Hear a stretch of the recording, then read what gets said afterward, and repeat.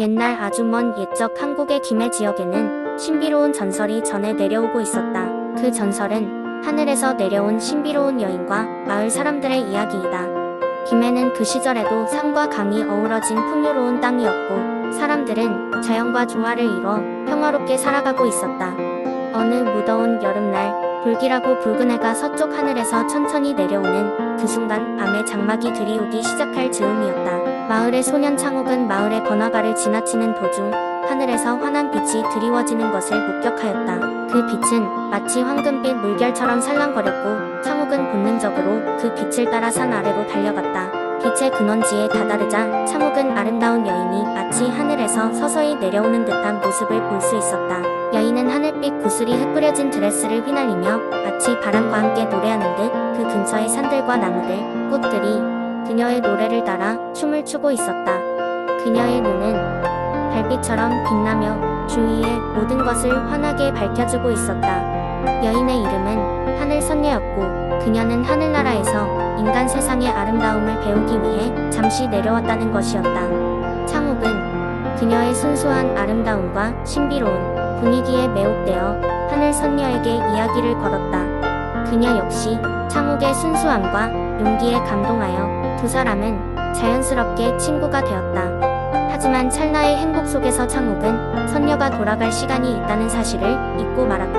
하늘 선녀는 인간 세계의 시간과 하늘나라의 시간은 다르기에 그녀가 떠나야 할 시간이 되면 다시 하늘로 돌아가야 한다고 설명했다. 창욱은 아쉬운 마음에 가득 찼지만 선녀가 자신의 세계로 돌아가는 것을 막을 수는 없다는 것을 알고 있었다. 하늘 선녀는 나중에 다시 만날 것을 기약하며 창욱에게 작은 보석을 주었다. 그 보석은 그녀가 돌아가고 난 뒤에도 창욱에게 그녀에 대한 기억과 위로를 줄 수 있는 작은 마법의 힘을 지니고 있다고 했다. 이윽고 하늘 선녀는 눈부신 빛과 함께 나뭇잎 사이로 사라졌고 창욱은 그녀의 아름답고도 신비로운 모습을 마음에 새긴 채 마을로 돌아왔다. 그리고 평생 그녀의 이야기를 전하고 그녀가 다시 오기를 꿈꾸며 살아갔다고 한다. 사람들은 이 전설을 통해 김해 지역의 독특한 문화와 아름다움을 다시금 깨닫고 자연과 더불어 살아가는 지혜를 배우게 되었다. 시간이 흐를수록 창욱이 만난 하늘 선녀의 이야기는 점점 더 많은 사람들의 기억 속에서 살아가게 되었으며 김해라는 마을에 깊은 울림을 전해주었다. 이 전설은 오늘날에도 김해 지역 사람들 사이에서 꾸준히 이야기되며 그 마을의 아름다운 풍경과 전통 문화의 깊은 의미를 되새김질하게 만든다. 두 번째 이야기. 옛날 옛적 한국의 수원이라는 지역에는 신비한 호수가 하나 있었습니다. 그 호수는 크고 맑았으며 주변의 자연 경관과도 완벽한 조화를 이루고 있었습니다. 이 호수에는 매우 특별한 전설이 내려오고 있었습니다. 그 전설은 오래전 한 청년과 마법의 물고기에 관한 이야기에서 시작됩니다. 이 청년은 이름이 태욱으로 그는 수원의 작은 마을에 살고 있었습니다. 태욱은 호기심이 많고 항상 새로운 모험을 꿈꾸는 성격이었습니다. 어느 날 호숫가를 걷던 중 아주 작은 빛이 물속에서 반짝이는 것을 발견하게 됩니다. 더욱 신기한 것은 그 빛이 보잘것없는 작은 물고기에서 나왔다는 사실이었습니다. 태욱은 그 물고기의 신비로움에 매료되어 매일 밤 호수에 나와 물고기를 관찰했습니다. 시간이 흐르면서 그와 물고기는 말없이 친구가 되었습니다. 그러던 어느 날 물고기가 태욱에게 말을 걸어왔습니다. 소년이여, 나의 이름은 소선이란다. 나는 이 호수의 지킴이이기도 하지. 내가 굳이 원한다면 너에게 이 호수에 감춰진 비밀을 알려주마. 태욱은 깜짝 놀랐지만 모험심은 그를 더 깊이 빠지게 만들었습니다. 소선은 태욱에게 호수 아래 숨겨진 보물과 그것을 지키는 고대의 수호령에 대해 이야기해 주었습니다. 이 보물은 인간의 탐욕을 막아 호수의 평화를 지켜온 힘이라고 했습니다. 하지만 이 보물은 어느 날인가 나쁜 사람들의 손에 들어가게 되었고 그 후 수호령은 어딘가로 사라지고 말았다는 것이었습니다. 태욱은 이 이야기에 깊은 인상을 받아 소선과 함께 보물을 되찾고 수호령을 다시 찾아 나설 결심을 했습니다. 그는 낮이고 밤이고 물속을 헤엄치며 소선과 함께 모험했습니다. 여러 날이 지난 뒤 태욱은 드디어 깊은 곳에 숨겨진 보물상자를 발견하게 됩니다. 이때 상자를 열자 눈부신 빛과 함께 수호령이 모습을 드러냈습니다. 수호령은 태욱에게 감사의 인사를 전하며 그의 용기와 순수함, 덕분에 호수의 평화를 지킬 수 있게 되었다고 했습니다. 수호령은 또한 태욱에게 특별한 힘을 주어 앞으로 수원의 자연을 유지하고 보호하도록 했습니다. 그날 이후로 태욱은 수호자이자 친구로서 수원 호수를 지키며 행복하게 살았습니다. 이 전설은 수원의 특별한 자연 환경과 그 속에 숨겨진 마법의 이야기를 들어온 많은 사람들에 의해 오래도록 전해지고 있습니다. 세 번째 이야기. 옛날 옛적 경주의 산과 들이 푸르게 물들던 시절, 신라의 왕궁에서 멀지 않은 곳에 신비로운 호수가 하나 있었다. 그 호수는 밤이 되면 달빛을 받으며 마치 은빛 융단처럼 반짝였고, 사람들은 그것을 달빛 호수라 부르곤 했다. 이 호수에는 수많은 전설이 얽혀 있었지만 그중 가장 유명한 이야기 하나가 전해 내려오고 있다. 신라의 어느 겨울, 경주의 기온이 유난히 차가워진 시절이었다. 경주 사람들은 그 차가운 바람과 쌓여가는 눈 속에서도 꿋꿋하게 하루하루를 살아가고 있었다. 하지만 그 차가운 계절에마저도 사람들의 입가에는 미소가 떠돌았는데 이는 아랑이라는 이름의 어린 소녀 덕분이었다. 아랑은 달빛 호수 근처의 작은 마을에서 태어나고 자랐다. 그녀는 그 호수에서 태어난 것인지 항상 그 호수와 특별한 인연을 맺었다. 매일 밤이면 아랑은 달빛 호수의 변두리에 앉아 살며시 이는 바람을 느끼며 호수의 품 안에서 고요함을 느꼈다. 마을 사람들 역시 이런 아랑을 보며 그녀가 호수의 정면과도 같은 존재라고 생각하곤 했다.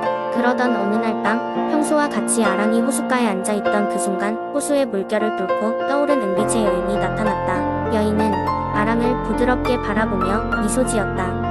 아랑은 그 환상적인 여인을 보며 놀랐지만 이상하리만큼 두렵지 않았다. 여인은 달의 여신으로 달빛 호수에 깃들어 살며 호수가 비추는 달빛을 통해 인간 세계와 교류하고 있었다. 달의 여신은 아랑의 순수함과 결연한 마음을 눈여겨보았다. 그녀는 아랑에게 특별한 능력을 주고 싶었다. 그것은 바로 호수의 물결을 통해 사람들의 마음을 읽고 그 걱정과 아픔을 달래주는 능력이었다. 밤이 깊어가자 여신은 아랑에게 말했다. 사랑하는 아랑아, 너의 마음은 이 호수처럼 맑고 아름답구나. 이 선물을 통해 너는 더 많은 사람들에게 기쁨을 주고 행복을 전할 수 있단다. 아랑은 여신의 말에 기쁨의 눈물을 흘리며 감사의 마음을 전했다. 그날 밤 이후로 아랑은 호수의 힘을 빌려 마을 사람들의 고민과 슬픔을 달래주는 존재가 되었다.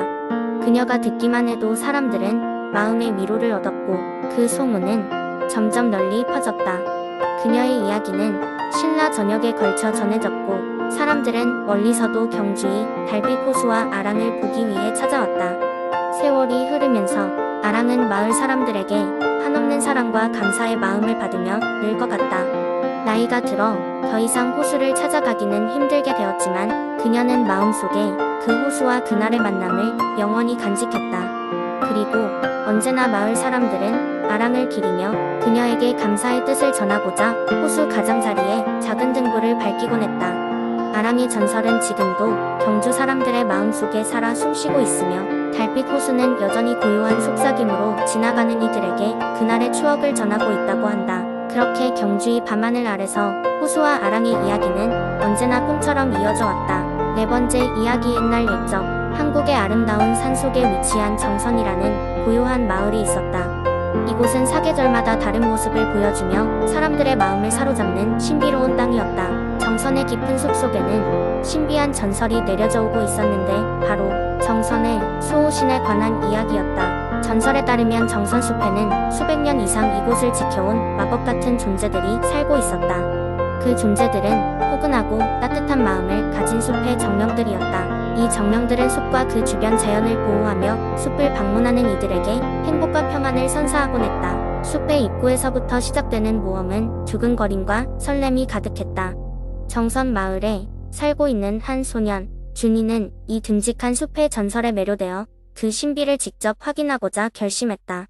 이미 할아버지로부터 여러 차례 들어왔던 전설을 다시금 듣고 꼭 자신의 눈으로 확인하고 싶었던 준이는 어느 푸른 봄날 숲으로 향했다. 숲에 발을 디딘 순간 따스한 바람이 불어왔다. 숲의 나무들은 마치 환영 인사를 건네듯 가지를 흔들었고 들려오는 새들의 노래는 무엇인가 비밀스러운 신호처럼 들렸다. 길을 따라 조금 더 들어가자 평소에는 보지 못했던 경이로운 광경이 펼쳐졌다. 드넓은 들꽃밭이 앞에 놓여 있었고 그 중앙에는 반짝이는 수정호수가 자리하고 있었다. 그때였다. 어디선가 부드러운 목소리가 들려왔다. 호수가의 작은 언덕에 앉아있는 아름다운 소녀였다.